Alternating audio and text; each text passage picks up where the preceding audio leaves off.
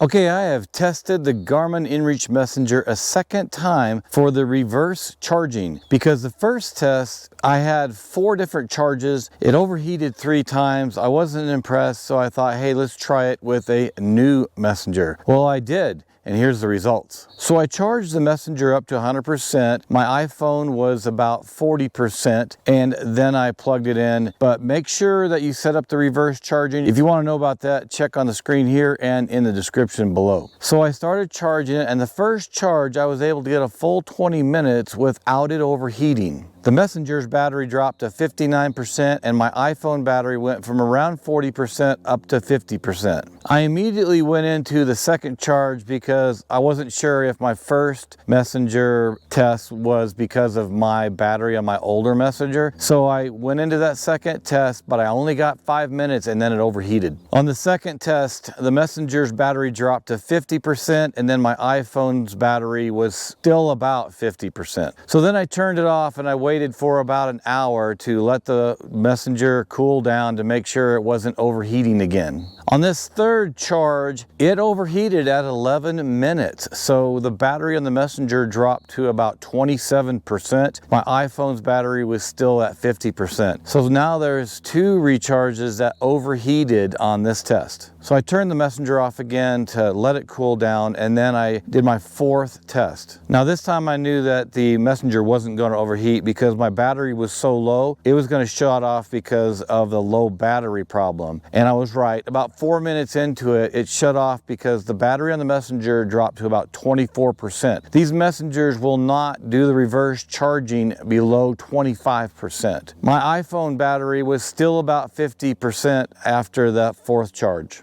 Okay, so for the final results, it didn't matter about my older Messenger with the new Messenger. They both functioned about the same. I did get the first charge to 20 minutes without it overheating, but after that, then I had 2 overheatings on the second and the third charge. So here's what I found out with the 2 tests. Both tests, the Garmin Messenger actually gave me about 40 minutes of reverse charging on both of them. They were very similar, maybe a minute apart. Also in both tests, my iPhone was charged up around 25% of its total battery life. So I told you I was disappointed on how much charging that I could get off the Messenger, but the Messenger isn't that big. So what do you expect? You're not going to get a long battery charge off of a small device. But it is great to have this reverse charging capability that's on the Messenger. If you ever have something critical that you need to charge up, then it's good to have this. Just remember, you're going to need the correct cable to charge up the device that you need to get recharged. Well, thanks for joining me here today. And if you have any comments or advice, or you have different results from your reverse charging, leave a comment below. Thanks for joining me out here on Outdoor Emergency Tech, and I'll see you back in Colorado in the next video.